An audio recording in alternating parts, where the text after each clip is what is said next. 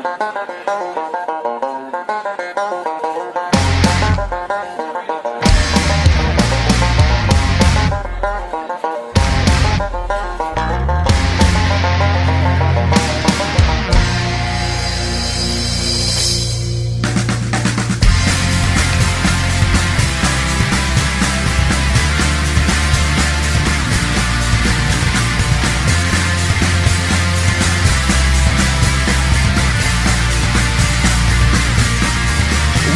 a glass to the past and the ladies cross the ages, fallen fathers from the motherland whose lives are on the pages. And the bard who said it best when he told us all the world's a stage.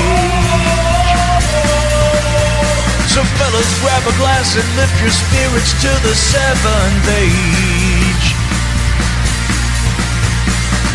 Welcome one and all to the Seven Ages Audio Journal. It is time once again to pour up a glass and pull up a chair as we gather together here in our favorite corner of what's known as the Cross-Tyme Pub, where we raise our glass not only to the past, but in particular the ladies across the ages. And speaking of ladies and gentlemen, we have two gentlemen here who join me often at this bar. Why don't you guys ever go anyplace else? Jason Pentrail and James Waldo. Fellas, what's shaking? This is home, man. Why would we go anywhere else? No, there is no other place. This is it. Where everybody knows your name, just like Cheers. That's right. It smells of rich mahogany. Smells of rich mahogany and tobacco smoke. And, of course, there are people who wear different garb and dress from every different era. I love it. Actually, real quick, for those who aren't in the know, the concept of a Cross-Tyme Pub actually comes from one of my favorite pieces of 20th century literature. These are, I guess, stories that were authored, short stories, in maybe the 1970s and 80s by a writer by the name of Spider Robinson. Okay. Great name. Yeah, that's what I thought. Spider Robinson. Back in my days of dealing in old, rare, and unusual books, I had a friend who, sadly, he had a friend of his, a close friend, who had passed away, and when this fellow passed away, he had this really extensive book collection of history books and of, short stories and art books and all kinds of things. And so my buddy calls me up and he says, unfortunately, we're cleaning out this fellow's house and we've got all kinds of books. Would you be interested in seeing any of them? And I said, sure, I'll drive out. I'd love to. Little did I know I was going to go out there and that they were going to completely load my car full of books. I mean, it's like the rear axle almost broke on my vehicle I was driving at that time. There's so many books. And so I had to go home and wade through all these books that these people gave me. And some of them I still have. I mean, that's where I got my copy of Jacques Ellul's Propaganda, The Attitudes That Shape Men's Minds. A lot of great history books and things. But there were these little collections of short stories by this guy, Spider Robinson. And the title of one of the collections was called Callahan's Cross-Time Saloon. Yeah.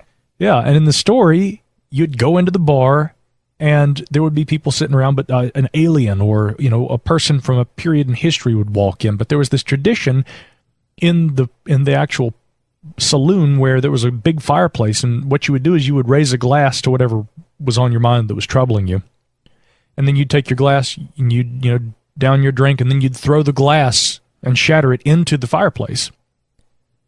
And I always thought, when I do eventually have a great big property, I have all different kinds of crazy little things and references to science fiction that I want to build into the property, like a hobbit house and things like this. But I want to have, an outbuilding, a little barn of a sort, behind the house. And I want to have the sign Cross-Tyme Pub and have the real Cross-Tyme Pub where you'll always find James Waldo and Jason Pentrail. Or at least most of the time anyways. Yeah, so what's going on with you guys? Jason, what have you been up to?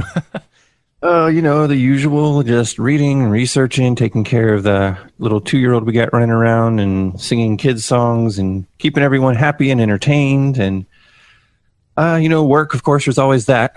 Can't get away from that for too long. But, James, what have you been doing on your end?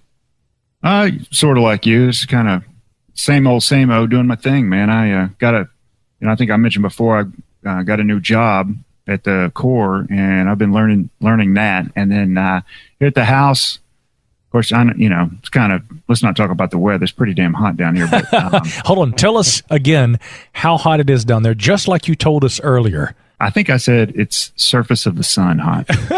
The reason that I brought that up is I've been doing a lot of landscaping work around my house out here, and I had bought some gravel river rock basically to put out in my landscaping because in the Savannah area, it's very popular to use pine needles or pine straw as your kind of landscaping base, which I don't really care for it. And it's a lot of, you have to redo it a couple of times a year because those things, deteriorate pretty quickly. So I bought 9.12 tons of this gravel and had it brought out. They brought it in a dump truck and dumped it out here. I laid out some plastic. So for the last 2 or 3 weeks, I've been moving this stuff with shovel and wheelbarrow. So I moved there's probably about 2 tons out there. So I've moved about 14,000 pounds of a rock by hand. And I actually did it today, too, for about 2 hours until it gets too hot and I just can't do anything else. Brother James of the Stone, living up to the name as usual. Yeah, quite literally. I'm living the life of the stone, man. So once I had my fill of that, back into the Cross-Tyme Pub. Well, can I ask? Yeah, well deserved then, obviously. Yeah. Now I know why you guys are sitting here. Glad that I could join you as always. Let me ask you this, being a geologist, you ever found yourself, James, between a rock and a hard place? That's the way I live my life. I see. Well, I found myself in one of those places recently. In fact, I think I've already hinted at this to you fellows, but I've been undergoing something very difficult in life right now. It's arguably one of the greatest challenges that I've ever met, and it's requiring all of my focus, all of my attention, all of my effort, almost to the brink of madness. And that is, I'm trying to wade through Immanuel Kant's Critique of Pure Reason. Yeah. Brave. You're a brave one. I made a trip to the bookstore the other day, gentlemen, and I spent too much time in the philosophy section. And Matt Oakley said, "Oh, I know that bookstore. They got a great philosophy section." And I said, "Well, they did until I got there. I bought half of it and brought it home. So, like, I need more books around here." I love just to have books around. Put books on the bookshelf. I'm probably not gonna. Every book that I own, I've actually read at least once. But there's something about books are comforting somehow. Well, they are. Yeah, and I think that they make, not only at times, like if you have a coffee table book, that's a great conversation piece, and I always bring it up, but Birth of a Culture, this book that Jason got me for my birthday that was co-authored by our friend Don Ham, to me, it is the perfect conversation piece that when people are coming over, you want to lay that book out and they'll say, "Oh, wow, look at this. It's colorful and it's beautiful." And there are all these beautiful stone artifacts and things all over the cover of the book. And that's one of those conversation starters, if ever there was one. But I like having books on shelves and on the wall and stacked up. I mean, really, I have so many books, I have no choice but to have them everywhere. But like you said, they are also, in a decorative way, a great thing to have around, too. Have you ever gone to somebody's house, for instance, where they have a little shelf off in a corner and they've got like 5 or 6 books and they're like, "These are all my books"? Yeah. And we're like, "That's all of your books? Like, where's the other 500? I mean, yeah. I mean, you guys, you've been to my house. I've got a stack of books over there. I've got 4 stacks over there. I've got an actual shelf behind me here. There's a shelf in my living room. There's a shelf of books in every room in my house. Yeah. And I have read a lot of them. And I'll probably never have enough time to read all the rest of them. Yeah. But I keep a lot of them for reference. And for me, again, just having books around is just a part of my being. I mean, they are like an extension of myself. What I can't store knowledge-wise in my mind in the proverbial mental palace, to make the Sherlock Holmes reference, and yes, I've got a copy of the complete works of Sherlock Holmes by Arthur Conan Doyle, and they're on the shelf. But again, what I can't store in the mind palace, I think of all the books around me as an extension of knowledge. There's this misconception that all the sum total of knowledge of humankind can be found on the World Wide Web. I don't think we're quite to that point yet. Not quite. And I like to use it as a joke, though, sort of, especially when one of the kids will ask me, "Hey, Dad," or "Hey, what is this? What's that mean?" I'm like, "You've got the accumulated knowledge of all mankind in the palm of your hand. Why are you asking me this? Yeah. Just look it up." I don't know. Google, do you use it? Something. Yeah. But look it up and teach me something. But conversely, as you guys know, one of my pet peeves is when I'm trying to have a conversation with somebody and I get this, "I don't know if that's right." And then everybody at the table starts Googling. Mm-hmm. And so what I've done, and again, I'm at risk of sounding a bit pompous here. I mean, again, I play this game with a lot of my friends where when they start Googling, I'm like, "Go ahead, let's play this. You guys get to take a lifeline from the World Wide Web. Let's fact check Micah and see who was right without having to use their smartphone." Now, at least One time out of every 10, I am wrong. I'll admit. But, no, I mean, No. probably I know, probably more than that. But all kidding aside, I mean, it is sad to me, and the idea that I'm trying to address is that people use their phones in that way. This is the extension of knowledge. I don't have to remember anything. I don't have to know anything. All I got to do is just be able to say, I don't think you're right, and let me Google it, and it makes me look smart. I mean, whatever happened to really knowing things? And so, again, having books around is a wonderful thing, because if you read books, you actually possess knowledge. You don't have to go to the smartphone to be able to access it. And, actually, there's bypassing the smartphone and just having an actual conversation with people that you're having dinner with, be it right or wrong, actually interacting and bouncing ideas off of each other. It's almost becoming a novel idea.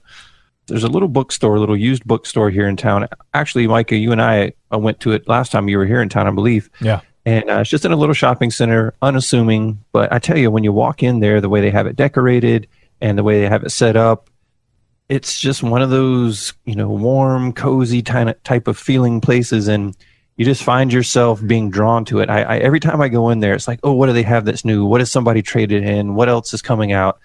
And it's you don't see that too much anymore. Everybody's got, Kindles, or they read on their phones, or they have audio books and all those things. And those things are all great, and I use those as well. But there's, no replacing that type of environment. The smell, actually, there's a smell to bookstores, comic book stores, whatever it is. They all have that smell.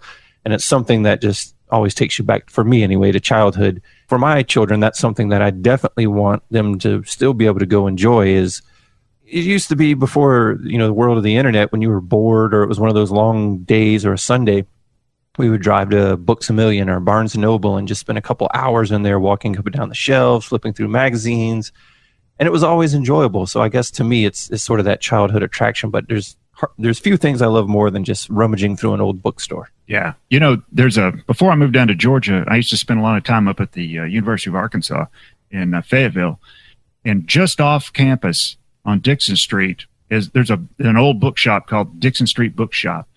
And this place is fantastic, man. And it's like this really kind of weird put together building, and the building's really old, and it's the best used bookstore. They had the most interesting things there. And when I would work up there, if I had a few minutes or I was at lunch, that's what I would do for lunch. I'd go to that bookstore and just browse around and just look at stuff. And I mean, and sometimes if I was looking for something specific that I couldn't find anywhere else, I could probably find it there.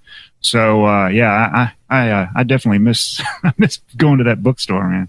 Yeah, my grandfather, I remember him telling me he worked in the dental profession, and a World War II veteran, but hadn't actually served in the field due to a dislocation of, I believe, the cornea of his eye. He had to have an early variety of laser surgery on his eye, early in life.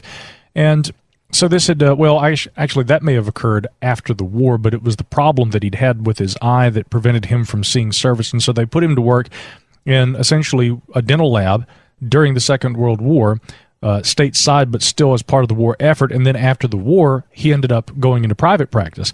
And what they would do is they would create, they would do castings of people's teeth, and then he would create fillings and gold replacements and partials, crowns, all kinds of things. Quite renowned for his work, and did that professionally for years. My mom even worked in the lab with him when it was one of her first jobs. So he said, being in downtown Asheville, of course, on his lunch break, he said, and he always told me this, he drove this point home, he said, I always would take time to do this at least a couple of times a week. He said, you've got to be able to make a little time for yourself and things that you're interested in. And so he said, at least twice a week, I would walk up on my lunch break, and if I was having lunch, I would walk up the street to the Pack Memorial Library, and I would sit there, and I would always, enjoy some time around books on my lunch break a couple of days a week. And he says that was kind of like my present to myself. You remember Agent Dale B. Cooper on Twin Peaks? Give yourself a present once a day, every day. Don't plan it. Just let it happen. Whether it's a damn fine cup of coffee or a visit to the library. And so it sounds like you guys kind of have that early familial connection to things. I'll make one more too. My dad, as a kid growing up, my dad had a whole section of the house which we called the library. It was sort of my mom also called it the gallery, because it was an area, kind of a loft area above the main living quarters in the A-frame house, a great big house my mom and dad built, which I grew up in. And my mom would paint out there on what was called the gallery. But I mean, again, all the shelving, all the walls had my dad's books, and he had books on, mythology, a lot of books on history, books on the martial arts, books on, some of the stuff was classics. Some of the stuff was, a lot of it actually was languages, because my father had, his purview, his academic area of study was history, classics, and language. And so there are books on Latin, books on Hebrew, books on theology. I mean, all kinds of things. And so as a child, I remember thinking, if I wanted something interesting to do, I'd go upstairs and spend time around Dad's books. And over the years, I guess I'm that kid who checked out books from the library and never took them back, because a lot of my dad's books have made their way into my library. Books by Carl Jung, books by the Leakeys, which were my introduction to anthropology and archaeology. Yeah. I'll never forget reading books by Richard and Louis Leakey, and I was fascinated with, the story of Lucy, Australopithecus, And so again, early on, it's like these little seeds are planted. I wish that all parents, though, would take time with their kids to expose them to books and to have them around books and to have books around the house and easily accessible to children. I mean, you guys do it. My parents did it with me. I plan to do it with my kids. But again, for my part, I don't want my kids to have smartphones by the time they're old enough to know what one is and what it does. I mean, I want that to be something that once they have had enough exposure to culture and to knowledge that, okay, and this is something you can use, this is a tool, but don't let your life, be absorbed by this. You know what I'm talking about, fellas. You go to Absolutely. You go to a big city, you're walking down the street, a group of kids walks by. They're not looking at the world around them. They're doing this. They're walking around with their portable multifunction device. They're seeing the world through this little device. It's almost sick. A lot of people are seeing it while they're driving vehicles, which is another big issue, but we won't get into that right now. Yeah. There's a lot of things where, you'll go to some event or there's just something special going on and everybody's got their phone out and they're like taking pictures and filming things. And I've done that before. But one thing that I started to do is, especially if it's something that's like a really kind of a unique event, is I won't use my phone at all, because I know people are taking videos of it. I can get a video of it anytime. I don't want to miss the experience of it firsthand. I don't want to watch whatever it is through my phone as I'm present at the thing, if that makes sense. Yeah. Completely. Yeah, Neil deGrasse Tyson around the time of the Great American Eclipse was saying, my advice to people, don't try and film the eclipse, experience the eclipse. Just do it with proper eyewear.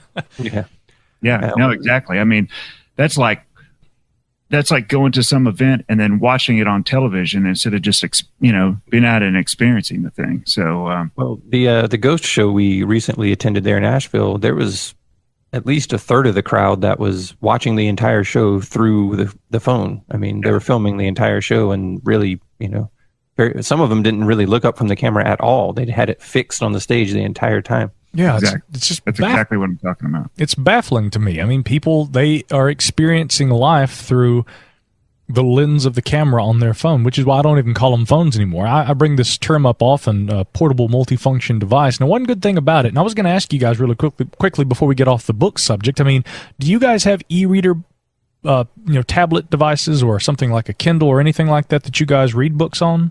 Yeah. I've got I use Kindle.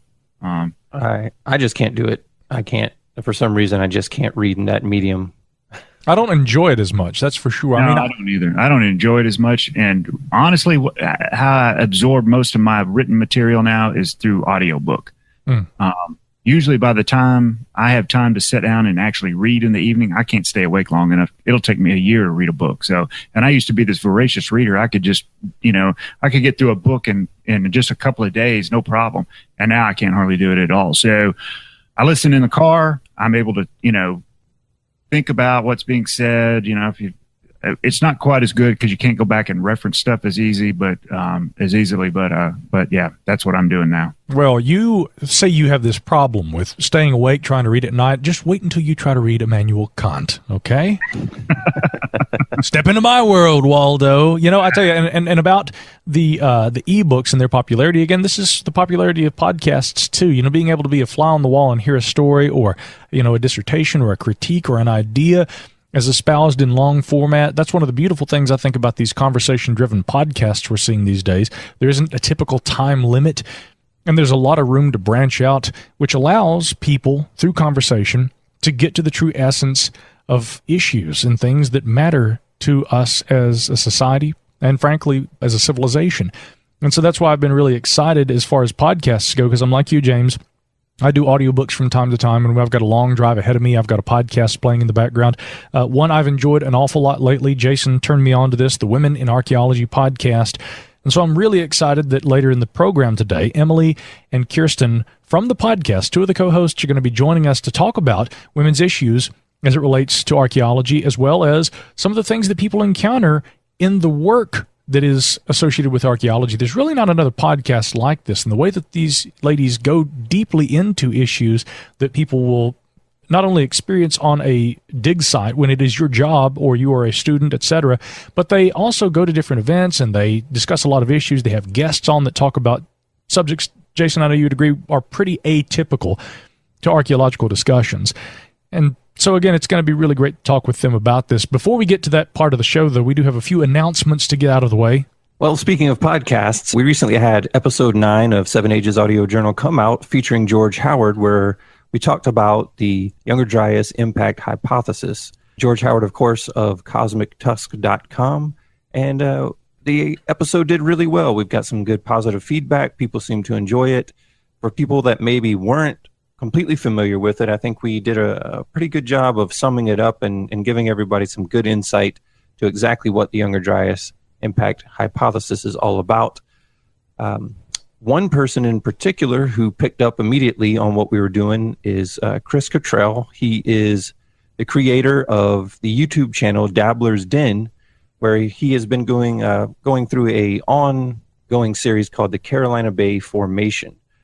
In part 7 of this, titled The Megafaunal Extinction, right there at the beginning, he gives a little shout out to George Howard and to 7 Ages team for the interview that we did on episode 9. So hop on over there, check out Chris's YouTube channel. Again, that's Dabbler's Den. A lot of what we talked about in that episode, he covers in this ongoing series. He has some visual things and some charts and graphs and things like that that will help you kind of wrap your mind around some of this stuff and just give you a reference for that. So again, thanks to Chris at Dabbler's Den. Go over there on YouTube and check out what he's got going on, the Carolina Bay Formation series. Yeah, thanks for that, Chris. I know you've been busy too, Jason. What have you been up to? You guys have been going places too, huh? Yeah, we've been on the road a little bit.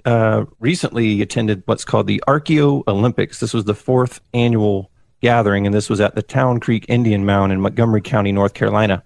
I set a table up there for 7 Ages, had a great day out there talking with the staff and management, so I'd like to give a big thanks to them for having me out.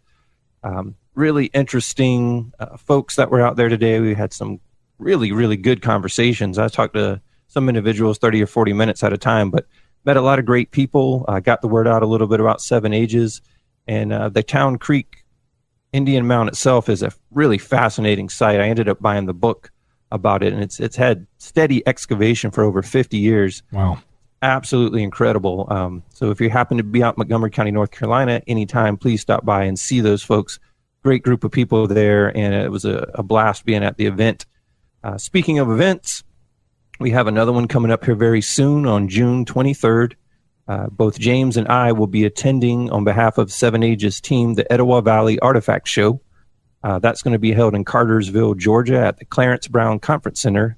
We'll be there from 9 a.m. to 3 p.m. That is a free admission, and it's open to the public. So if you happen to be in or around Cartersville on the 23rd, please stop by and see us. We'll have a table set up there. We'll have some promo items to hand out to people.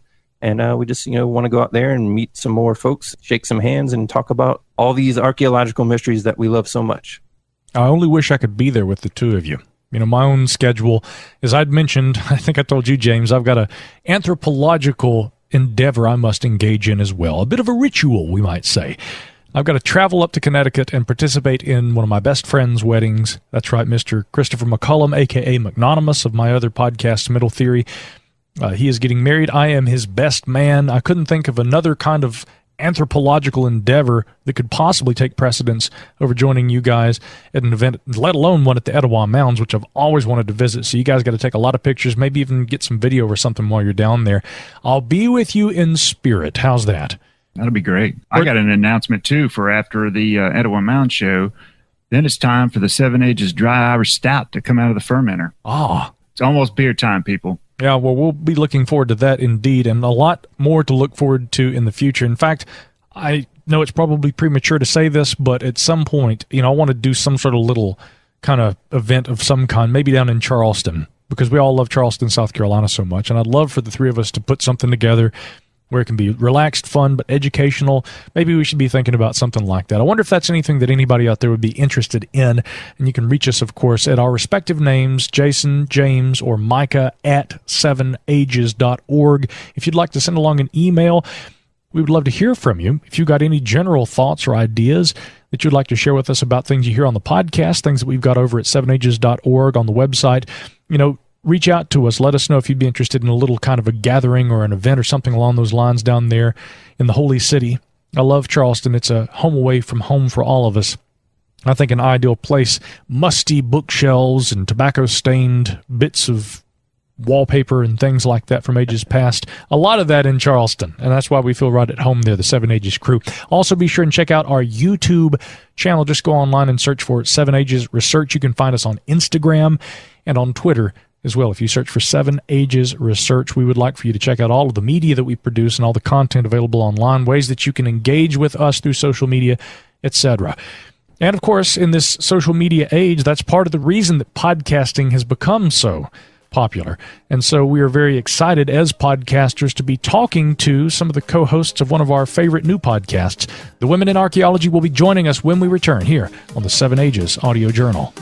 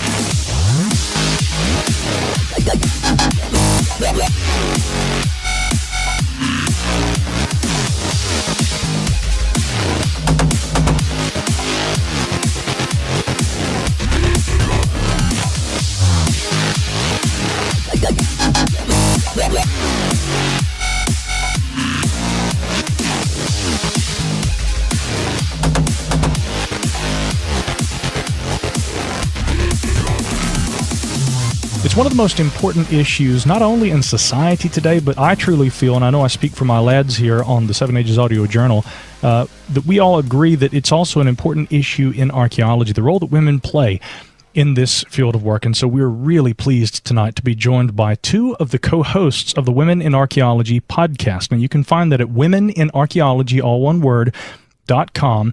That's going to be the website where you can download the latest episodes of their wonderful podcast, and we'll be hearing more about that over the course of the evening. And so our guests joining us tonight, Kirsten Lopez is co-host of the Women in Archaeology podcast and an MA student at Oregon State University. Now, for her thesis, she is researching source locations of archaeological basketry material from the Great Basin using strontium isotopes and working in the labs running trace metals and trace metal isotopes.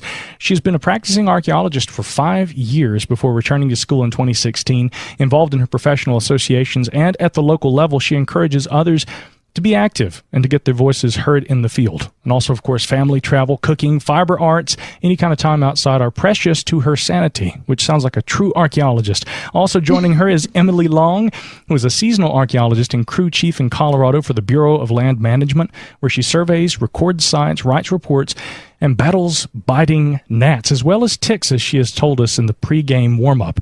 Now, she is also an instructor at Colorado Mesa University, where she teaches archaeology, anthropology, and cultural resource management law and practice. Students have called her eccentric but fun. She received her BA in archaeology and history with a minor in classical studies from the College of Worcester and her MA in anthropology with a focus in applied archaeology from Northern Arizona University. And as well as being a co-host for the Women in Archaeology podcast, Emily is the creator and host of a podcast and blog called Trowel Tales, Stories from the Field, in which she shares her love of archaeology through storytelling, random facts, favorite archaeological sites, and whatever else sparks her fancy. So welcome to both of you to the 7 Ages Audio Journal. Thank you very much. We're so glad Happy to be here. We are very glad to have you here. I mean, there's so much to talk about, and we've both been kind of binging on all of the episodes that you have available there at the site, and there's so much good content. But, we wanted to talk about you. We certainly encourage people to go and listen to the podcasts, but it's one of these unique situations where we're as interested in the hosts because of what you're doing. You're doing field work. You're contributing very meaningful dialogue on, as the title of the podcast says, the role of women in archaeology today. And you're also giving, I think, a good, strong feminist perspective on these things. Yeah, very good. Well, first of all, welcome to both of you. We're quite excited to have you here. I just wanted to tell you how I ran across your podcast. When we first launched Seven Ages back in January of 2018, I was looking for other similar themed podcasts, and I came across Women in Archaeology. And I said, oh, well, this sounds very interesting. Let me see what this is all about. And almost immediately, I said, wow, this is something different. This is a very unique perspective. And most of all, I noticed that there's no topic that you weren't willing to talk about. And it really made it feel organic. It made it feel real. And I was really excited to get into the episodes, and I'm always looking forward to the new material. So first of all, before we get too far into what the podcast is all about, there's a couple of key members of your team that we're missing here tonight. So could we talk about Chelsea Slaughton and Sarah Head for just a minute? And maybe you guys could give a brief introduction of their career paths. So Sarah Head, she is really the creator of the Women in Archaeology podcast. It was her idea, and she really launched it and got us involved. So without her, we really wouldn't have a podcast. And she is a CRM archaeologist. She does a ton of field work. She's a crew chief, and she's going back to school as well to get her master's. Chelsea Slaughton is incredible. She keeps us on task. She schedules everything. She keeps us going. Without her, Kirsten, I don't know if we would have been able to keep it going ourselves. Like, she schedules the dates. It would have been a struggle. Yeah, oh she's my gosh, on top of the schedule, and I don't know. Yeah, she is a PhD student, and actually, it's one of the reasons why she's not here. She's in Denmark, if I have that correct. Nordic, is that right? Wow. Yes.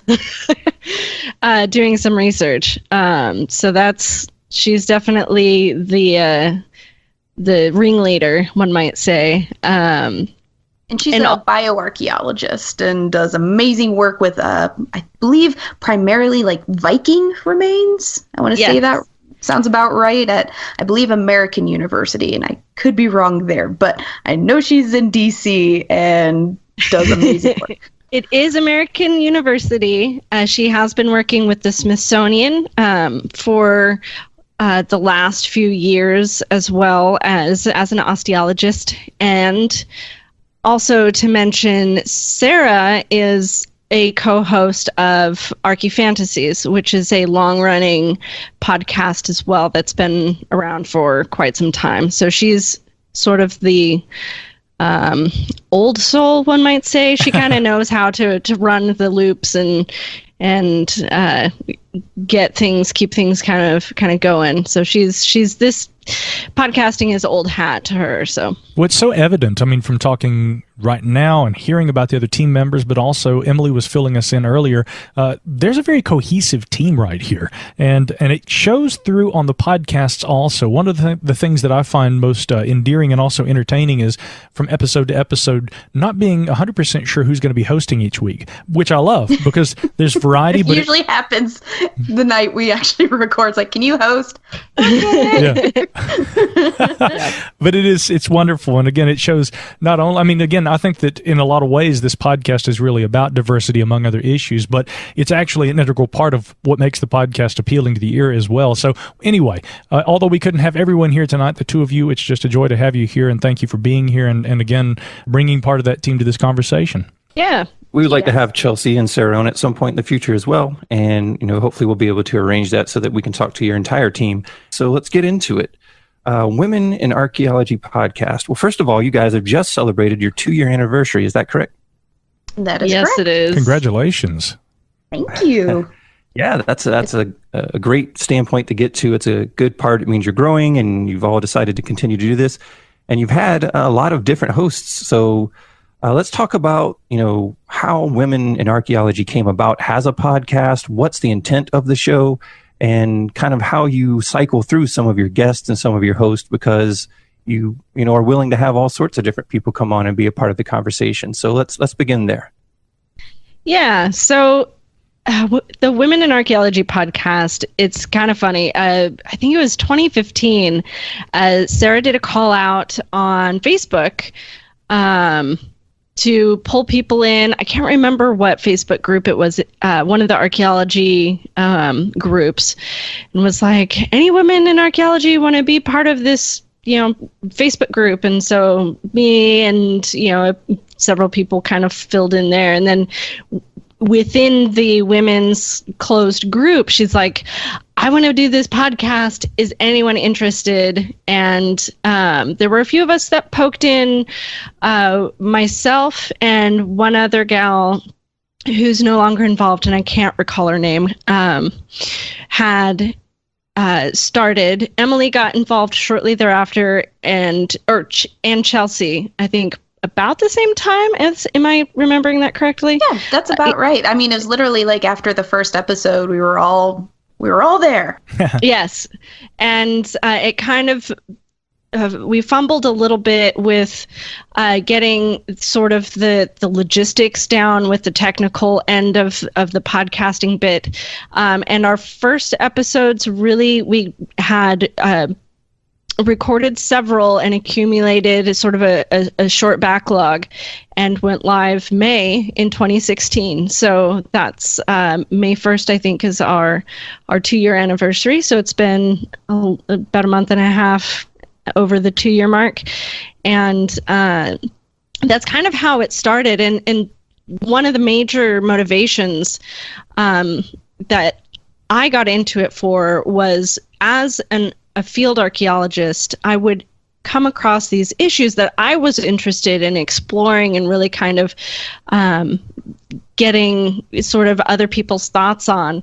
And a lot of the times what I would run into with other archaeologists is the unwillingness to rock the boat. They may agree on an issue, but didn't want to say anything because they wanted to make sure that they had a job. Like they weren't, they were afraid. People, are afraid of asking about wages before they're being hired. The people tend to be a little sheepish about asking too much information on the project they're on, and various other things. So these were some of the things I was kind of like, I want to talk about these issues and these other sort of small or unseen problems. And not all of them are problems, but just things that are occurring in archaeology. And the fact that it was a bunch of women was kind of just a side bit. It was kind of like, cool, we can all just get together and chat. The name Women in Archaeology, a lot of people may misconstrue what that's actually referring to. You have male guests, you talk about a variety of topics.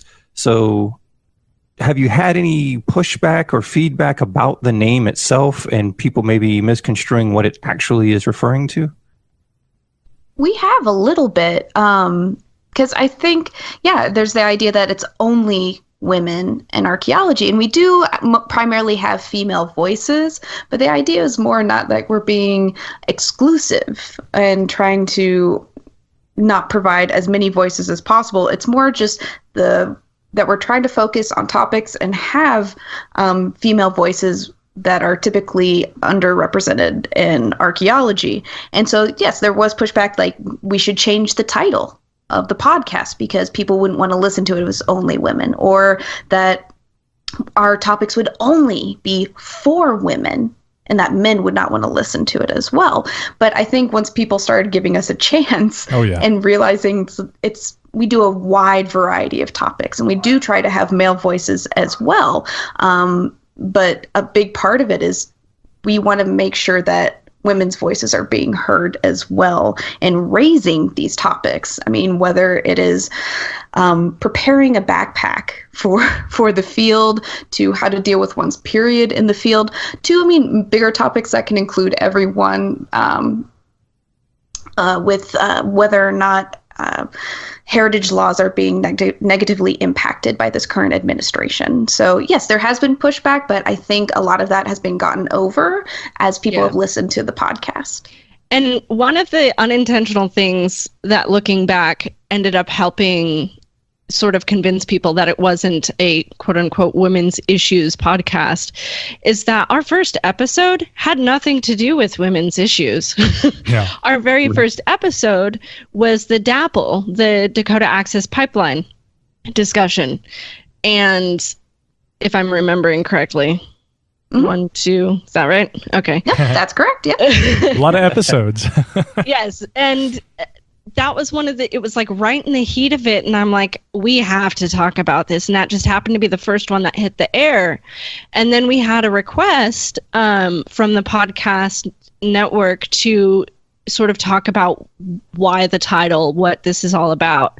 And that's what Emily just dove into, is kind of like, making sure that women's voices are represented in a way that doesn't construe that it's a women's issues only topic podcast. Yeah. Yeah. For example, like our topic that we've talked about twice now, 2 episodes on it, sexual harassment in the field. It's not an only women's issue. I mean, it affects everyone who is either on a crew, at a university, and so forth. And so some topics that we may even be presented as a women's issue, I believe, affect everyone. So hopefully we're getting that idea out there too. It's like, hey, you can listen to this too. It affects you as well, whether you're male, female, non-gender, binary, etc. Yeah. Well, again, that's what's so interesting about the podcast is, and I thought that it was a wonderful strategy to kick off with this very important subject, with the first episode. And then in the second episode, you're getting into what you're about.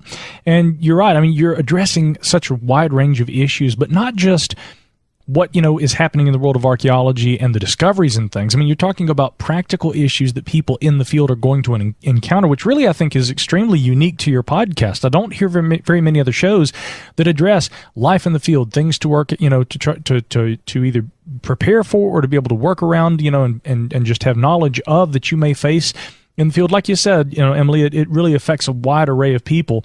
Although, when I'm listening, something that I appreciate so much is the unique feminine kind of perspective that is presented.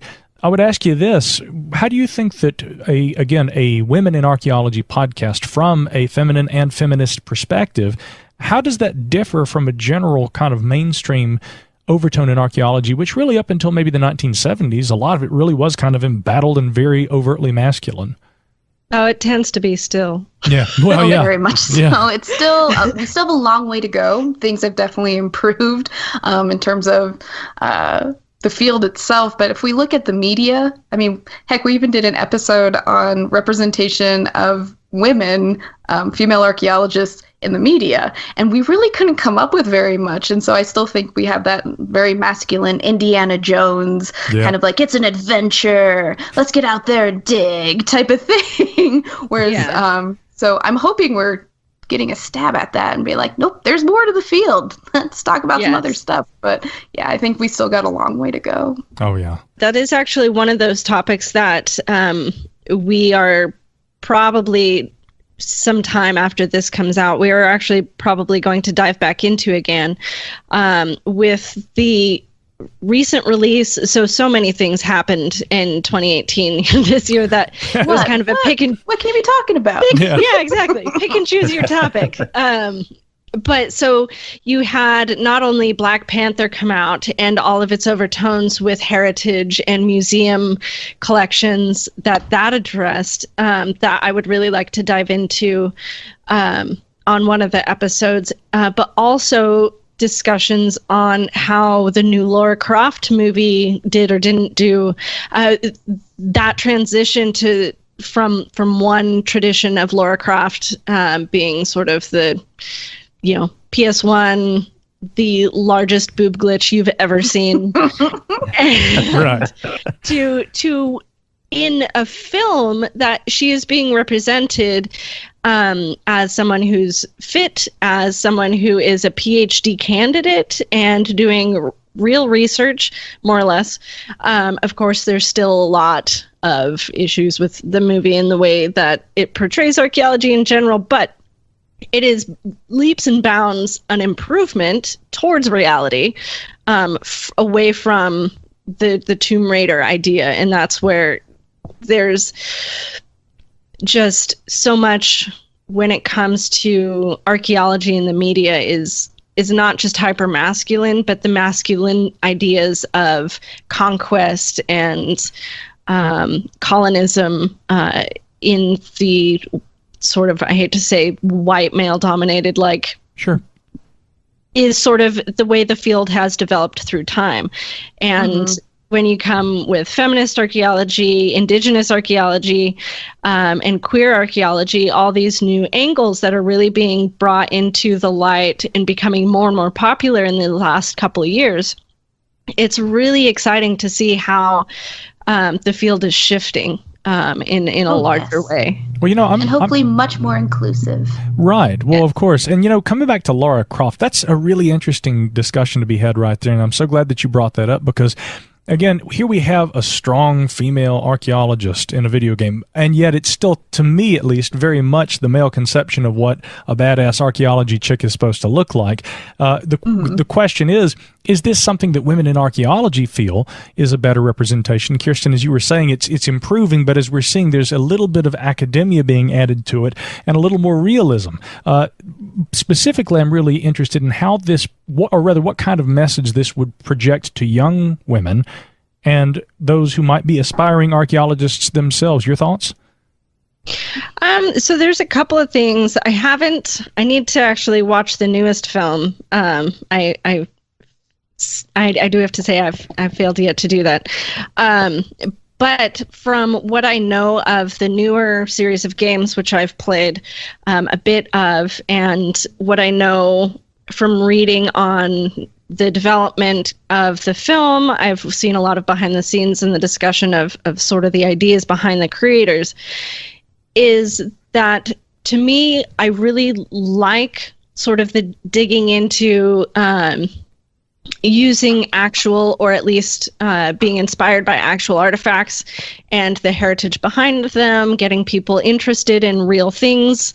In the game, when you pick up an artifact, you can actually rotate it and look at it much like a 3D scan in a museum collection that you can see online. So that was really cool. However, there's still the idea of collecting and just kind of blowing through sites, picking up things that are quote unquote useful. There's still a lot of like magic and mythology, which gets kind of complicated because that gets into heritage, that gets into cultural meaning, and it's kind of hard to tease that out in ways that are respectful. It really just still looks like, I'm the colonist coming in to save the people of the island or of this area where my plane crashed, etc. So it has, without giving too much away on the plot, like it still has a lot of those ugly overtones. Yeah. But it is closer to what archaeology may have been 60, 70 years ago. So if it's supposed to take place today, they've got some updating to do. Honestly. I think the most recent movie is supposed to take place in 2017. Oh, yeah. So well. It's kind of, and it's for any of those types of things, for the love of God, no woman's going to want to wear a tank top and shorts in a jungle. There you go. No.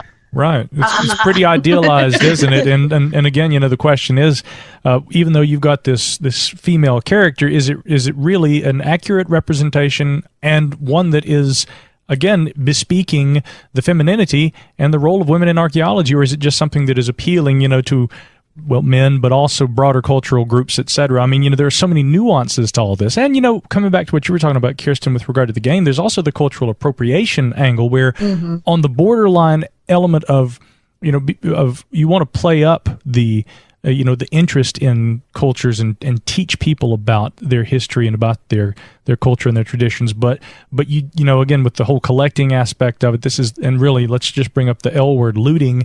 There are a lot of issues that really need to be addressed from a serious archaeological perspective. And we want these things to convey these, or rather we want these kinds of media, games, movies, etc., to convey these things to an audience in a way that is instructive about those, real problems that we've faced for decades, centuries, in fact.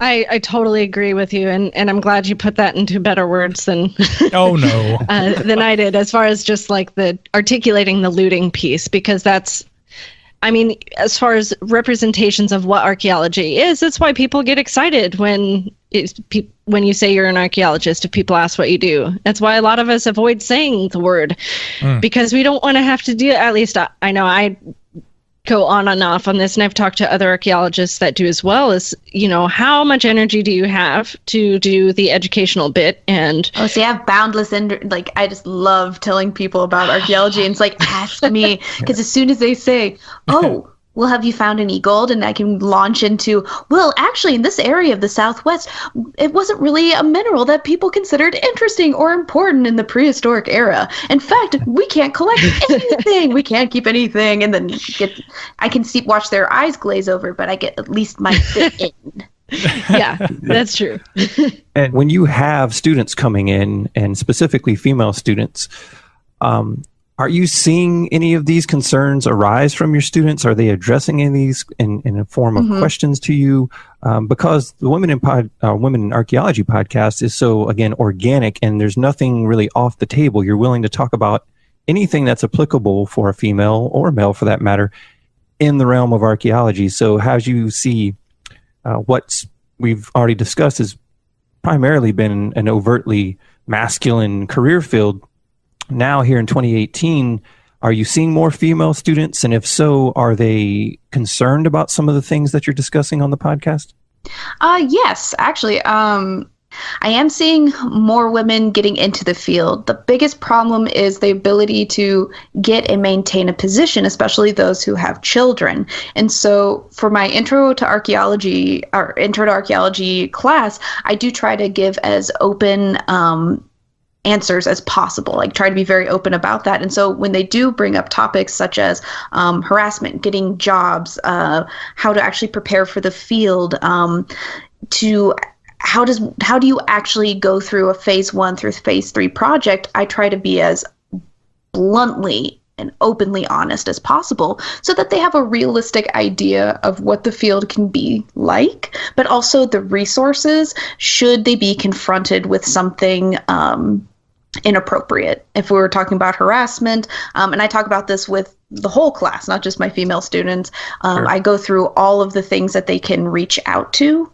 should they be presented with that in the field. So talking about if they are working for a federal agency, for a private company, which organizations to go to, who to talk to. I always make myself available as well. That's like, you can always come and talk to me and I will help you. Because yes, these issues do come out that we talk about on the podcast. So it's fortunate, yes, having more women in the field, but also along with that, I'm seeing my male students as well being more open and more inclusive as well, which is really wonderful. And I'm sorry, I'm kind of going off on a tangent there. All right. Trying to at least get those topics to my students as well. Yeah, no, it's important, and it's important to talk about it here because, again, this podcast that you're doing is presenting a brand new view, and really the Women in Archaeology podcast is becoming a sounding board for these issues because a lot of these young students who are wanting to work in this field, who maybe have apprehension to do so, they're not hearing this in very many other places. So the fact that you all four of you and your rotating host collectively have this podcast, you're a sounding voice and a sounding board for these issues. And so what you're doing is much more than entertainment. It's actually very important for the next generation of archaeologists, both male and female, so that they can understand and get perspective from both sides. Mm-hmm. And I think it's very commendable what you all are doing, and you're producing a great product.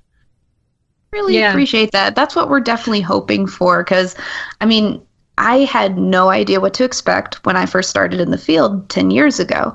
And I had never heard of cultural resource management really beyond my textbook. I went to a school that was very much academic based.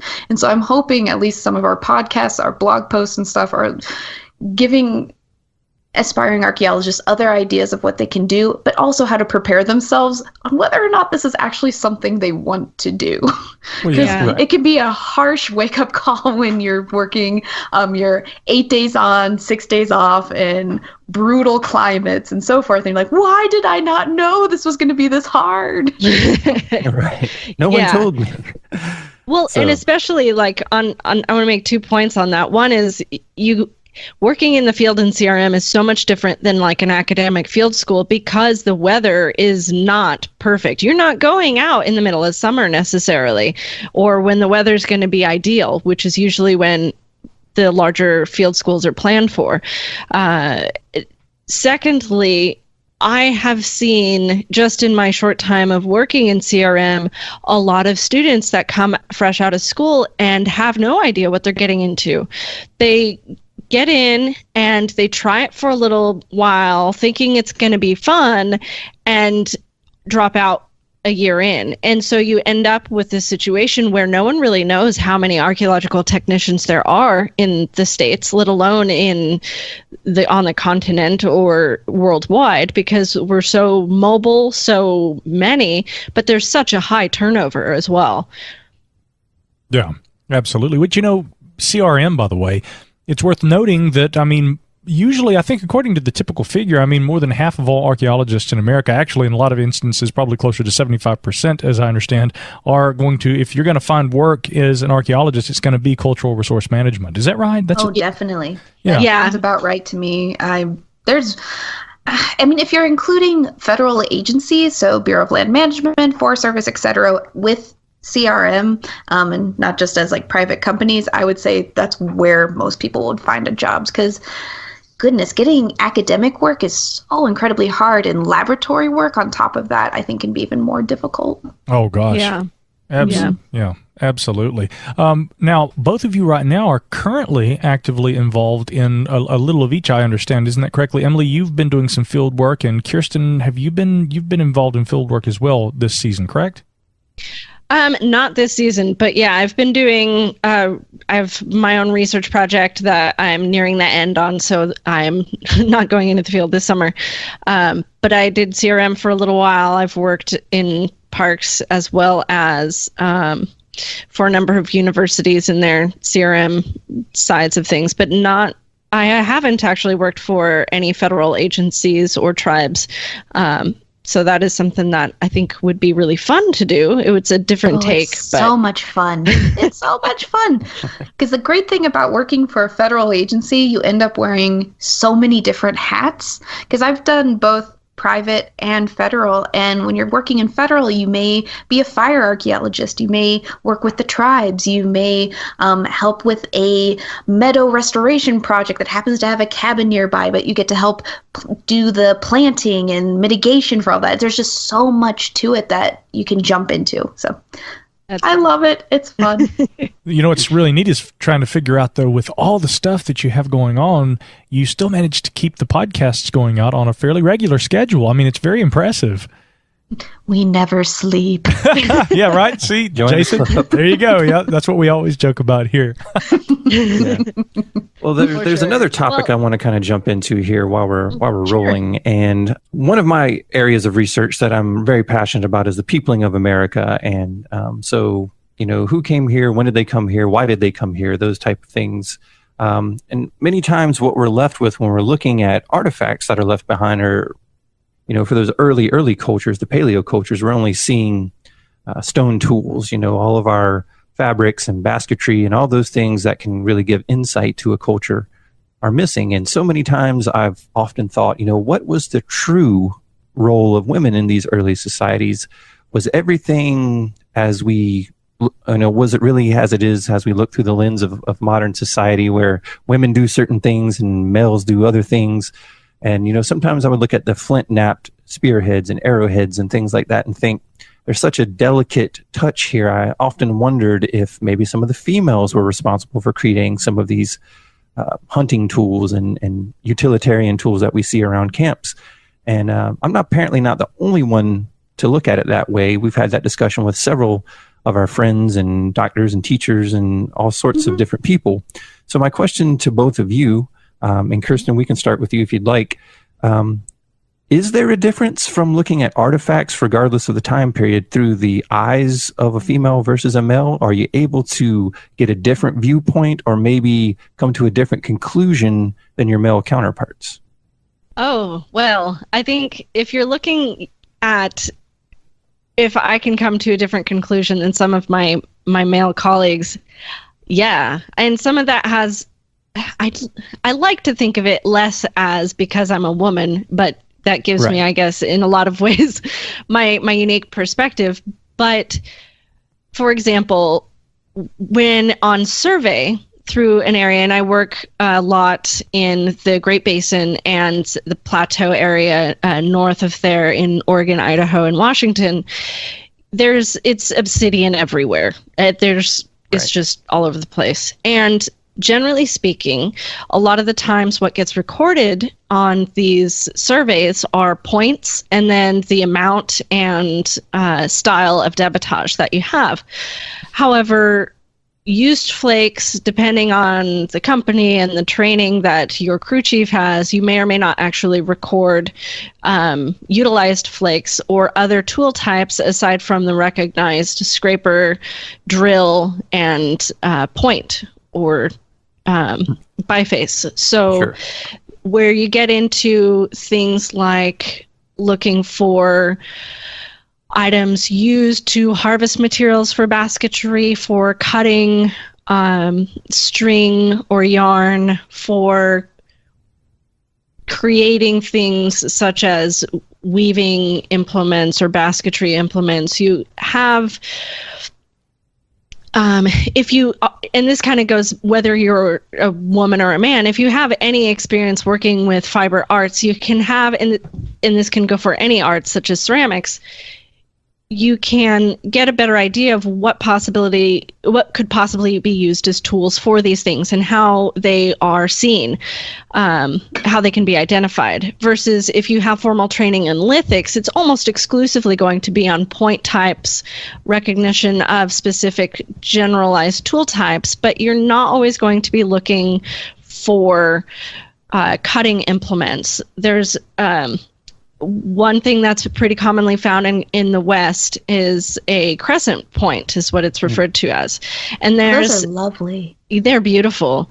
And there is still to this day lots of contention about what they were used for. And I don't think that there's ever really going to be a consensus on it, just because there's so many disparate ideas around it.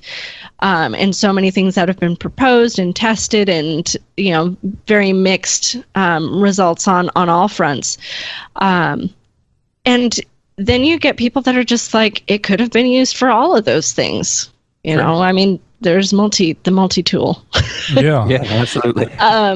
So, coming across and recording artifacts such as lithics, you get a wider variety. Like, I'll pick stuff up and I'm like, I bet this is, looking at this sort of crescent shaped larger piece of debitage that's been utilized, and it has sort of a hook end on it. And I'm like, this is a recognized item that in Europe would be noted as used with fibers. Right. So that's another thing, is a lot of things, unless you're in the Southwest, which has a flourishing fiber industry that is more recognizable to the Western eyes today, it's easier to identify, and people associate with that more and are more able and willing to look for those things. In the Northwest, we don't have any pottery, so everything was made out of fibers. And for some reason, it is more difficult, and some of it is there haven't been a lot of studies done on the tools themselves, to identify fiber working locations or areas outside of caves where you actually find the fibers and the basketry and the textiles that have been there for, in one case, 10, 12,000 years. So they can be around for a long period of time in the right environments, but it's definitely hard to recognize. And I think the willingness to recognize things kind of goes a long way in the feminist perspective, I think. Absolutely. We're talking with Kirsten Lopez and Emily Long. They're co-hosts of the Women in Archaeology podcast. You should definitely listen to it, and episodes can be found at womeninarchaeology.com. Kirsten, something you were talking about that reminds me of when Jason and James and I went to Meadowcroft Rock Shelter, and we got to spend some time with J.M. Adavasio, who, unlike the majority of American archaeologists, and especially men who enter the field, I think that a lot of people are drawn toward, like you mentioned, lithics. But when you look at basketry, and cordage, and you look at the other kinds of technology that were used, it really gives you a much different perspective on things, doesn't it, than this very strong, we're all hunters, we're all out to kill, everything's a weapon kind of mentality. Yes. No, that's really special. You got to actually go see Metacraft with Adafazio. He's definitely working in the fiber perishables area. He's kind of in that almost the pedestal zone, because he established so much of what the field is today. I haven't met the man yet, but I do look forward to it eventually. Oh yeah, he is really something else. But one of the things that we appreciated about getting to talk with him and hearing his lecture is that he makes such a point to emphasize that so many of the things that we see, it's almost kind of like applying postmodernism to archaeology, in the sense where you look at it and you go, okay, we read in early 20th century books about what the Paleo-Indian hunter life was like, and you've got a bunch of really strong Conan the Barbarian men, and the women are all hiding back and everything, and the guys are just, ganging up on like a mammoth or something, And he says, how do we really know that this is how things were? What evidence do we really have to support this brutal kind of, which again comes back to what Jason was talking about. Really, there are so many misconceptions, and really that through the lens of a predominantly male archaeological, kind of academic and cultural setting, having the role of women in archaeology become over time an integral aspect of understanding the field, and also I think reinterpreting the past in a way that isn't so male dominated. It's so important. So I'm glad to see a guy like Adafazio emphasizing those things. Yeah. He's in recent years, some of his newer publications have really kind of pulled that bit out, and he's explored a lot on gender and multiplicity, multiple vocality. What's the word? I think that's about right. Yeah. Was that multivocality? There we go. There you go. And that was the Invisible Sex, right? The book that you're referencing. Yes. Mm-hmm. Yes. There's another paper or two that came out. I think either after or just before that, that discusses specifically textiles and how doesn't just necessarily portray women in the past, but also gives a feel for the variety and options of what we have, what humans have done throughout history and prehistory, that are not, like you were saying, that hunter, blah, blah, blah, blah, blah, and so forth. Yeah. And that book from Adafazio, I believe it came out in 2007. What the book we're referencing is called The Invisible Sex, Uncovering the True Roles of Women in Prehistory. And that's Adafazio along with Olga Soffer and Jake Page, who he writes with often. But an excellent book because it addresses much of what we were just talking about. And again, getting back to the Women in Archaeology podcast, there's so many different things that you talk about, everything from trafficking and looting of artifacts, sexual harassment. Some of the ones that I found really interesting were episodes on the impact of tourism as it applies to historic places and historic sites. The state of monuments. Now, that one got a little bit heated from what I understand. Yes. I don't think anybody overtly was offended there in the conversation, but that was a hot topic for sure. Is there any one particular episode that you've enjoyed the most, or that just really jumps out to you as far as content that you felt really captured the spirit of the podcast? In terms, I couldn't pick just one episode, but I absolutely adore the ones where we put up a good rant on something, and where you can tell we're enjoying that. Yes. To share that information, whether it's a really difficult topic or it's something that we are passionate about. So something kind of like our episodes of a more political nature, where we do get quite heated.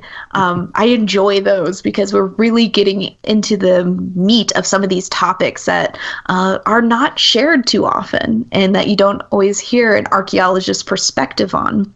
So I really enjoy those personally. Yeah, and I agree. Those are the ones that really grab you because they're organic, they're raw, they're real. And that's, again, one of the large appeals to your podcast is, you guys are laughing, you're talking about things that are serious, you're talking about things that are not so serious, but it doesn't feel forced, and it doesn't feel like you're trying to, necessarily all agree on one particular viewpoint or agenda. Everybody's got their opinions, but yet everyone's respectful of one another, and it gives it a really organic feel. Yeah. Kirsten, did you want to jump in there, by the way? No, I'd say I was more or less just going to second Emily's vote on that. One of the ones that I always like, mostly just because it falls close to home, was the Malheur standoff episode and follow-up that we did, because I work in the region. That's my study area. So that was just a lot of fun, because I felt, for one, really passionate about it. It was something I followed very closely.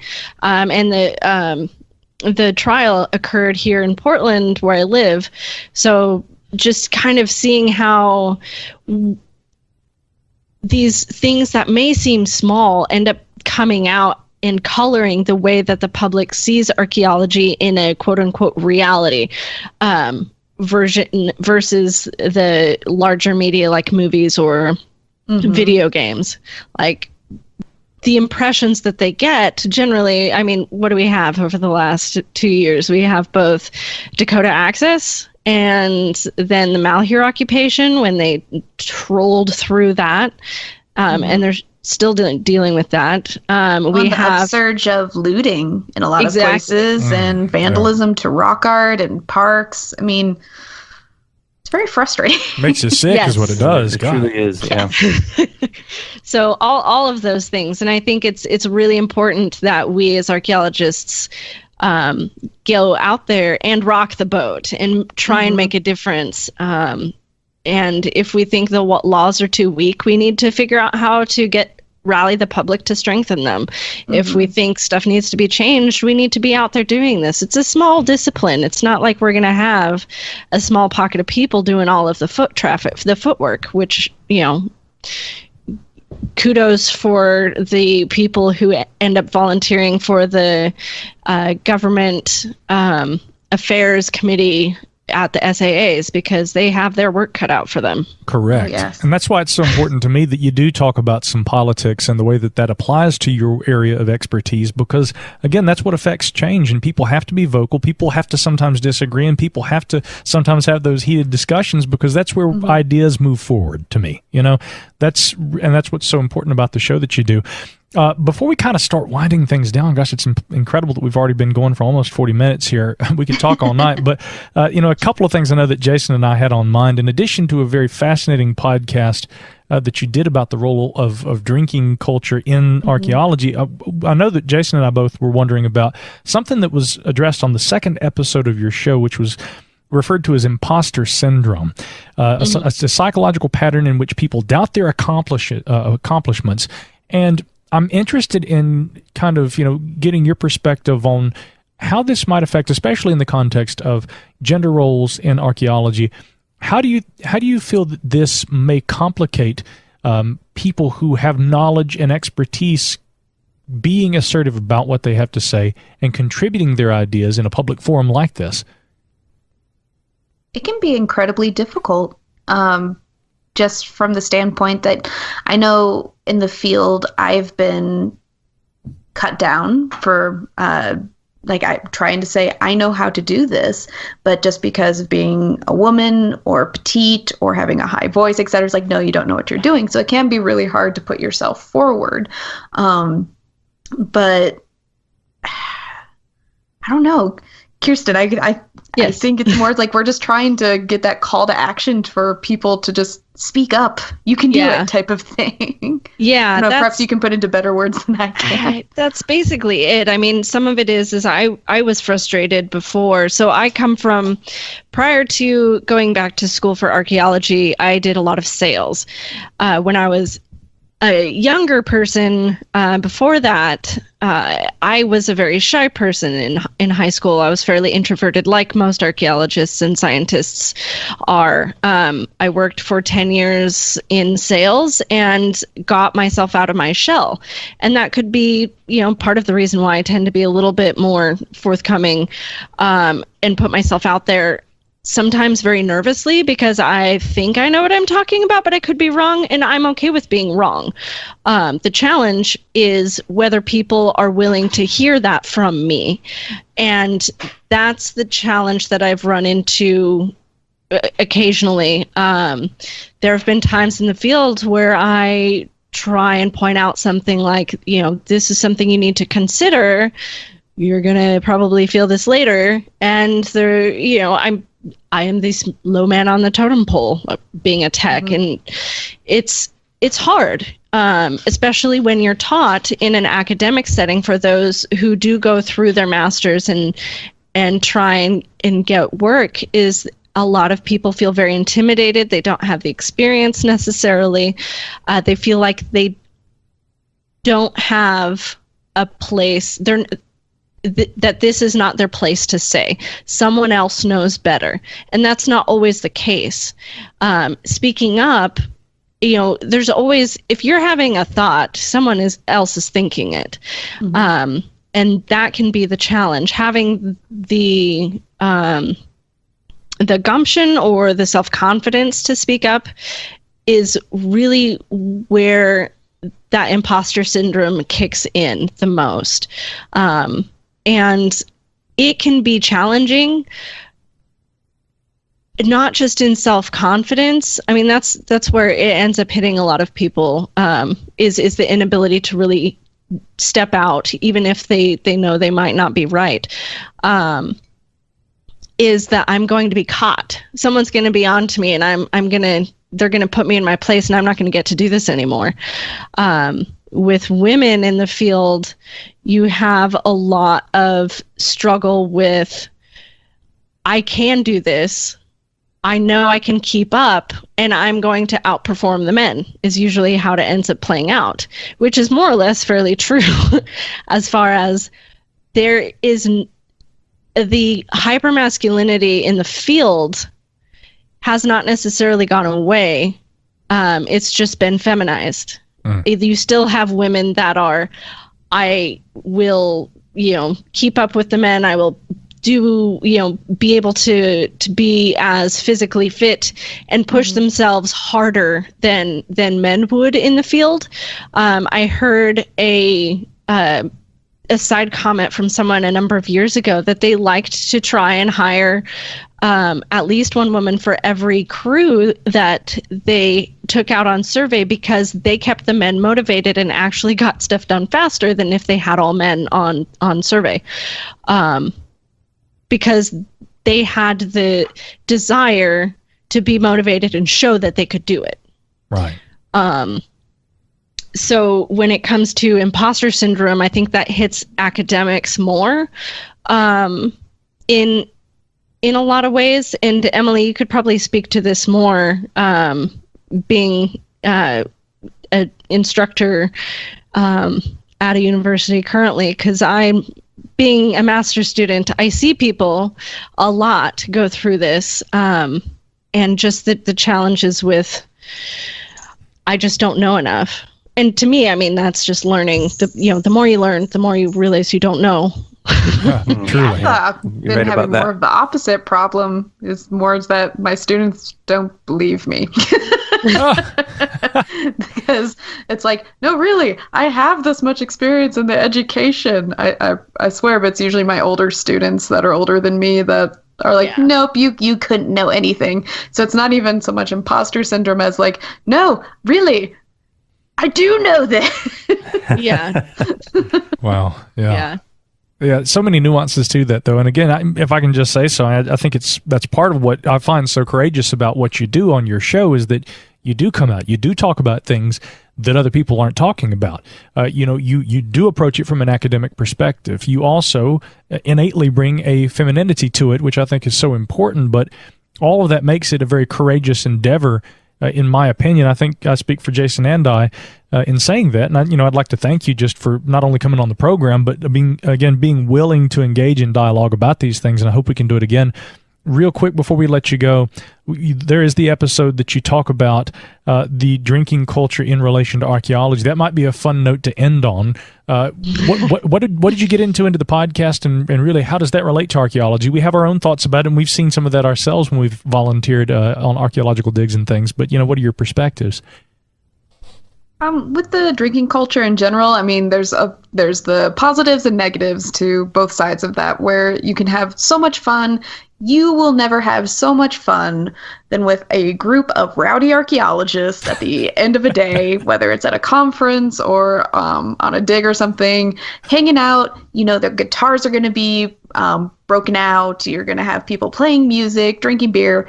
That's the fun side of it. But then there's the pernicious side where people are self-medicating through alcohol, where it is affecting jobs, where it is affecting performance, and where we need to try to strike that balance between what is appropriate and what is inappropriate behavior when alcohol becomes involved with archaeology and where you are. Because yes, everybody may be having fun, but then you may have inappropriate behavior with touching, with language, and so forth that can make things quite awkward the next day or even lead to somebody losing their job. And so a lot of that episode was a lot about what are the support services that are available to people who may need help, or those you believe that you may need to try to steer towards that help, but also kind of the fun side of it too. Yeah. Yeah, Emily covered the episode. As far as some of the things to tag in there would definitely be, I know archaeology isn't the only academic field that has an alcohol problem.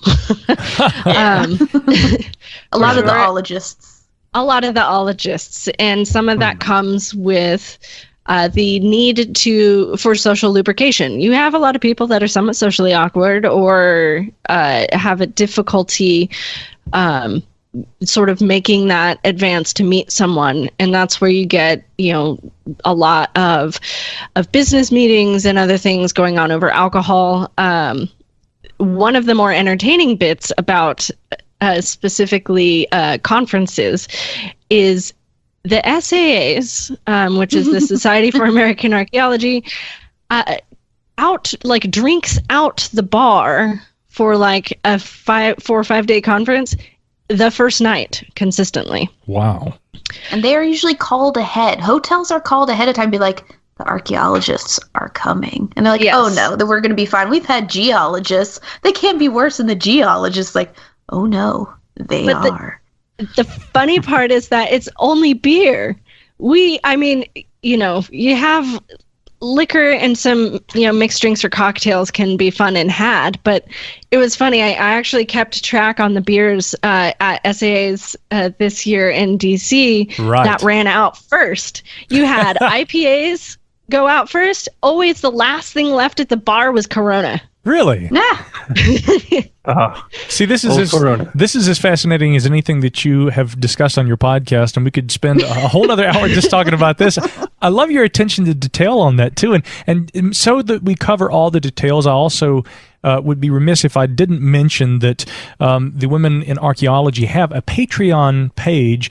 You can find that at patreon.com/women ARCHYS.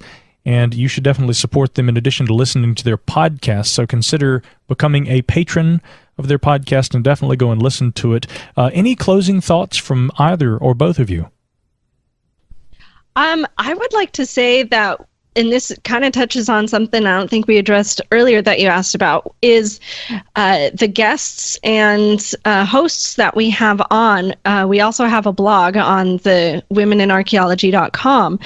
Is we're always inviting people on. Anyone who has something to say, generally speaking, is invited in, and we are super happy to have new guests and new voices. We're really easy to set up. Our infrastructure can really incorporate lots of different setups. So we are also an international group that, because one of us is across the Atlantic right now, but we actually operate across 3 different time zones regularly. So we tend to be, if you think that because you're on the West Coast or because you're in the UK that it's impossible to set something up, we have worked across the Atlantic. We have worked all across the US as well. Wow. Mm-hmm.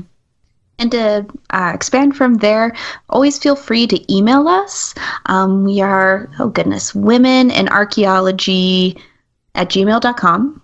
Yes. And we are a pretty open group of people. If any listeners are looking for resources on jobs, on what to do, if you're just starting out, if you're looking for the different kinds of schools that we went to, and if we have suggestions, we are always happy to respond. And if one of us doesn't know the answer, we'll pass it on to one of the other hosts. So please feel free to contact us. Always happy to hear from you. Oh, yes. And you can find us on Twitter @WomenArchies, and that's the same as the Patreon. So Women ARCHYS. Perfect. Well, Kirsten and Emily, again, thank you so much for being our guests on the 7 Ages Audio Journal. I sincerely hope it won't be the last time that we have you on. And again, it's been so much fun talking with you. We're looking forward to the next one already. Thank you so much for having us.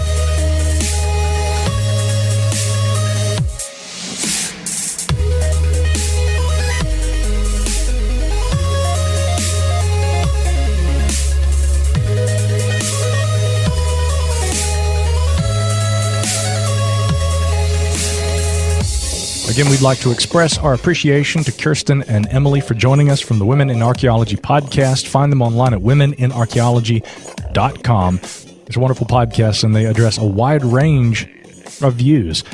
And it hadn't initially been something that we had expected to talk about, the relationship between alcohol culture in archaeology, but they did a special episode all about that. They referenced it in their most recent edition, and then before we actually started recording, we kind of touched on it, and Emily was telling us about it, and we just thought, actually this is something we really want to get a perspective from the two of these ladies about. So I'd like to thank them additionally for spending some extra time to talk about that. And maybe it's really all about the fact that James keeps talking about this 7 Ages stout that he's brewed, this Irish stout. I've had Irish stouts on my mind thanks to you, James, although it tends to be a perennial favorite here among our ranks, those stouts. When did you guys get into stouts, by the way? It was funny. I have to say, we were in Point Pleasant, West Virginia, of all places, at a Buffalo Wild Wing, and we all sat down. We'd been on tour and had been going to all these different archaeological sites last fall, and we sit down and everybody orders Guinness. I was like, whoa, hold on, wait. I knew that Jason liked Guinness because the first time we met, actually, Jason, what did? We went straight to Tommy Condon's Irish Pub and ordered Guinness. What did we order? Nice cold Guinness. Within 5 minutes of meeting Jason Pentrail, we went and ordered a Guinness. But then when we all sat down in the Buffalo Wild Wing and everybody orders Guinness, and I'm like, oh, wow, cool, everybody's going to do a Guinness. And I remember, James, you said, oh, this is pretty much my favorite beverage. And Jason said the same thing. And I was like, oh, this is crazy. Or is it? When did you guys get into the Guinness and the stouts in general? Because a lot of people, they're not into the dark beers. Yeah, for me, my education was pretty early on. Back when I was a young man in the Army, I was stationed in Germany for a couple of years from 1990 to 92, and there's a lot of dark beer in Germany. So that's where I learned to like it at. For me, now, I got to be honest. So full disclosure here, the first stout or dark beer that got me into this realm of beverages was not Guinness. It was actually Murphy's Irish Stout. And, the short of it is, a good buddy of mine, Harold, and I, when we had both turned 21, there was this little kind of dive bar in Charleston called the Horse and Cart. Now, this was back before they had huge amounts of microbrews and all these things that we have now. But this little bar had a fantastic selection of beers. And I remember being there, and we were like, all right, we finally made it to this age. Let's go down and get something different, something out of the ordinary. All the guys that we hung out with were drinking like Bud Light and Ice House and things like that back in 1997. So let's try something different. And this guy beside us had a Murphy's Irish Stout. They brought it out in that big tall can, and he popped it open, and I saw him pour it in a glass. And as soon as I saw the head, I was like, oh man, that looks incredible. And so I said, hey, bring us one of those. And the rest is history. So it was actually Murphy's Irish Stout. And then for weeks, we would go down there on the weekend and just, not get sloshed or anything. We would just sit there on the little patio outside and just have one or two Murphys. But we felt adult and proud of ourselves. And I was like, man, this is a really good beer. And then from there, I got into porters and other stouts and things like that. But yeah, I ended up really liking Guinness the best. But every once in a while, I still like to crack open an old Murphy's. Yeah, Guinness became my perennial favorite. It really did, but only after several years. And how I got into dark beers was like you, Jason. Early in, my parents always tried to focus on drinking responsibly and driving that home to me as a young person. But once I turned 21, it was not only treat this responsibly and never take it to excess, but it was also have good taste in what you drink. Don't just go out there and drink beer to drink beer. Be cultured about it and know what you're drinking and have a preference and understand the nuances of the different varieties of beers or, anything else. Although my mom and dad were never, ever liquor drinkers growing up. On occasion, they would drink wine. I think my dad showed a preference for beer and didn't drink it often. So with that kind of background, I remember rather than going out and getting drunk, on my 21st birthday, in fact, I didn't drink a drop. I didn't even drink anything at all. I went and saw the Tony Rice Unit perform at the Orange Peel here in Asheville, and everybody around me was drinking, and I just chose not to drink. And but when I did decide to try and finally actually experience drinking a good beer, the first one I ever purchased, it wasn't a stout, it was a porter, and it was made by Highland Brewing Company right here in Asheville, and it's called the Oatmeal Stout. Oh, I'm sorry, no, it's their Oatmeal Porter. There are oatmeal stouts. A lot of people make oatmeal stouts. Yeah. This was an oatmeal porter. And I remember my good pal Noah and I sat down and we split a 6-pack.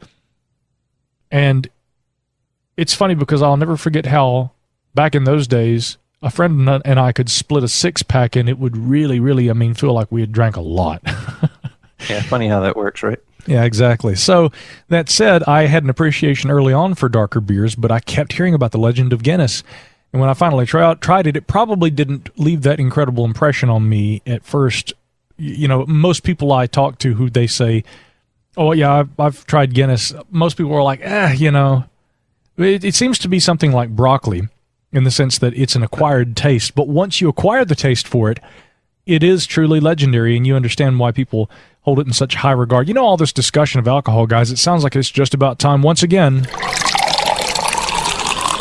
The history of alcohol. That's right. It's a segment we do from time to time here on 7 Ages. This being our second installment. We haven't done one in a while, so I guess we're overdue. We've been talking about our early experiences culturally and also coming to appreciate brewing. And again, that's why I'm so excited about James Waldo crafting, especially for us, a 7 Ages Irish Stout in that tradition of our long history that we have with dark brews. But I got to say, again, beer goes back in history much further than just our early experiences with it. For instance, The Independent reported a while back that excavation of an ancient Egyptian site has found evidence of beer and bread making in a newly discovered building complex. It's reported here that the city of Tel Edfu, located about 400 miles south of Cairo in the Nile Valley, has been explored by archaeologists for about 16 years, and at the end of 2017, researchers there who are studying from the University of Chicago found a complex of buildings that marked apparently the earliest point in the town's occupation. So guess what else they found there? Okay, they dated from around 2400 BCE. This, again, according to Egyptologists, coinciding with roughly the same time that the Great Pyramids were built. But they, of course, also found storage containers and other artifacts in the workshops that suggested that the town's inhabitants that far back had been brewing beer and making bread there on site too. And something else that reminds me of, we had a pre-pottery culture at Göbekli Tepe in Anatolia, Turkey. But what did they find? They found large areas where they were storing grain. I'm not saying that they were brewing beer. I don't think that there's any evidence of that, and they certainly didn't have any kind of containers that they would have been putting it in. But I mean, if you look at the historic lineage of, we're collecting grain, we aren't even really an agricultural society yet. But when we stepped over and we became farmers, and we had access to grains and to things like this, and hence there was more on hand, and we're storing it. I wonder, what the natural processes were that led to the discovery of, hey, we can ferment this, we can brew this, we can make this beverage that not only tastes good, but it opens your mind. Yeah, and then do you think about the refinement from there? How did we, okay, let's try a different brewing method, or let's try a different substance in there. Going back to the stouts that we were discussing earlier, I think we had a little bit of a hard time maybe convincing James about the oyster stout. You remember that conversation? Well, know, funny you say that, because as you speak, I'm looking at the recipe to brew an oyster stout. I was just thinking about it. Okay, so what changed your mind? Because when I first brought this to your attention, you said, man, this better not suck. Well, I had to do some homework. I wasn't familiar with it, but it actually sounds like it's a pretty popular thing, and it's pretty tasty. So, hey, like Jason was saying, there's probably an evolution of beer making. There's a lot of trial and error, and it was probably a safe way to get fluids, because water sometimes can be quite deadly without kind of a treatment to it. So. Yeah, absolutely. In the ancient world, that was, again, the quality of water was often a problem. And so, again, when they talk about things like, in the ancient Middle East and other parts of the world, people, serving wine and having this propensity for fermented beverages, part of that was as a result of the health risks associated with drinking water in those parts of the world. But coming back around to the oyster stout, I remember Michael Jackson, not the late pop singer, but the author on numerous anthologies on brewing. And he had talked about the history of brewing stouts, because I was trying to, at this point, I guess, in my life, with my early affinity for porters and then stepping over into the realm of Guinness stout, I wanted to understand, well, what's the difference, and what led to beers becoming darker and darker over time, really kind of coming back to what you were talking about there, Jason. And what Michael Jackson talked about was that in the cultures in England along the coasts where stouts and porters were being brewed, there was also a rich tradition, of course, of harvesting from the ocean. You harvest and you live off of what is available. And, of course, what's available there in large part are mussels. And people who would actually harvest oysters at some point found that the introduction of proteins into a brew also improved the flavor. But further, that when you threw oysters into the brewing vat, that this calcium-rich composite that is made, this beverage, ends up having, again, this is part of what makes Guinness so appealing. There's that rich, calcium-rich head that you talked about, Jason. And so, of course, there are other factors. When you order that on tap at a pub, of course, there's got to be, they have to have a nitrous system hooked up and everything. But nonetheless, I spoke with a guy who, here in Asheville years ago, Billy Klingel, who was, and he actually has his own brewery that at the time was housed within a restaurant here in town. And I had been tasked with writing an article for the Southern Brew News, a newspaper down here in the Southeast that covers brewing and craft brewing and things. And I'd been tasked with writing an article about craft breweries that were contained within restaurants. And so I went to speak with Billy, and he had what he called the Moonstone Oyster Stout. And he did it in that very same traditional way, where he literally took moonstone oysters that were harvested off the coast of Rhode Island, and he would put them into the brewing vat, although he also introduced calcium from other sources. But he said, yeah, I mean, the shells of these mussels actually produce a lot of the calcium. And he says, here, I'll tell you what, you'll also notice a fresh oyster stout is going to taste an awful lot like a Guinness. And so he pours one off right there off the tap in the kitchen and hands it to me. And I'm telling you, it changed my world. It was like Guinness, only fresher. The flavor was similar, but it was so cold and it was so fresh.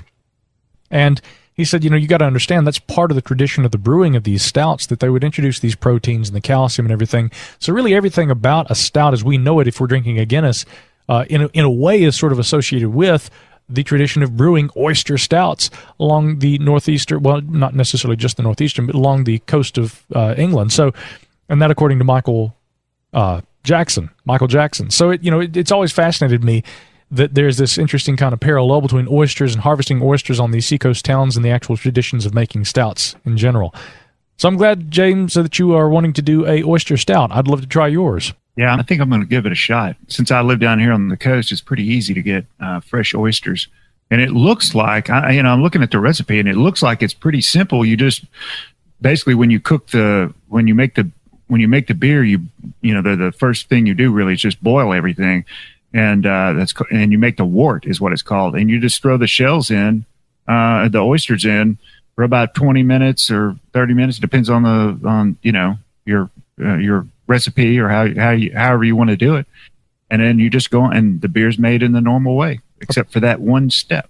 I'll tell you what, then we'll bargain with you, Jason. Okay. Jason, if you and I go out and get the oysters, then James, you got to brew it. Okay, I'll do it. There we go. Yeah, the only problem might be is getting the oysters actually delivered, because that's one of my favorite things in the whole world. So, well, no, that's not what I'm talking about. We're not gonna order them. You and I are gonna have to go out and collect the oysters the old-fashioned. Retrieve them. Yeah. So we've talked about this a lot, and that's why I'll close with this little piece of information for you. The calcium in the Guinness actually really aids in acid reflux, so getting rid of it actually. So if you're eating spicy food, a Guinness is a perfect accompaniment to that, because it keeps some of that acid down. I know you swear by it, Micah. I do. But I wasn't even sure if you were being serious about it, but in reality, it does seem to help quite a bit, whether it's with spicy food, whether it's with, I find just about any type of thing. Of course, when I'm eating it with food, it's usually fish and chips, because again, that's one of my favorites. But it actually works. And so what's been your experience with it, Micah? Well, absolutely. I mean, when I came back from London for the first time, I don't know if it was traveling or whatever, but I had this little period where I would have indigestion from time to time. I'd tried natural remedies. I'd tried over-the-counter medications. And at some point, it's like I intuited that the calcium-rich head on a freshly poured Guinness would really help with this. And I went online and I read to see if there was any kind of, legitimacy to this idea before I did it, because my initial, again, it's like my intuition is saying drink the Guinness, and then my rational mind is saying this could make this a lot worse. So I go online and I am seeing what people are saying about peanut butter sometimes can help, apple cider vinegar, but there was one thread on a website where people were saying, when I've had heartburn, I've actually tried drinking Guinness and it seems to really help. Boy, let me tell you, when I drank Guinness, not only did it help, it is consistently the best cure for me personally that I've found for acid reflux and heartburn. And interestingly, when I started, and again, I'm not trying to tell people by any means that they should, self-medicate something with alcohol. I'm merely saying, if you suffer from persistent continuous acid reflux, you need to see a doctor. This is something that, again, can lead to a lot of problems on down the road, like esophageal cancer and things like this. Fortunately, I'm not afflicted with heartburn often. It doesn't happen to me a lot at all. And in the few rare instances where it has, though, I've found that Guinness works better than traditional over-the-counter medications, and further, that after using Guinness in such a way on a couple of occasions, I haven't had heartburn in more than a year. So, at least for me, it was very useful. So one might say, drink to your health. Again, I got to be careful. We don't want to give somebody bad advice. It's not meant to be taken as actual medical advice, but I'm telling you from my personal experience that Guinness has been very useful in treating minor bouts with heartburn. So at least that's been my experience. That's my story, and I'm sticking to it. So, gentlemen, I guess we've got time for one more here before last call in the Cross-Tyme Pub. Thanks as always for joining me here. I always know where I can find you. We're always here, man. And I will see both of you gentlemen next week here in the corner table at the Cross-Tyme Pub. Our favorite spot in our favorite location. And, of course, we always invite you to join us here next time. It is the 7 Ages Audio Journal.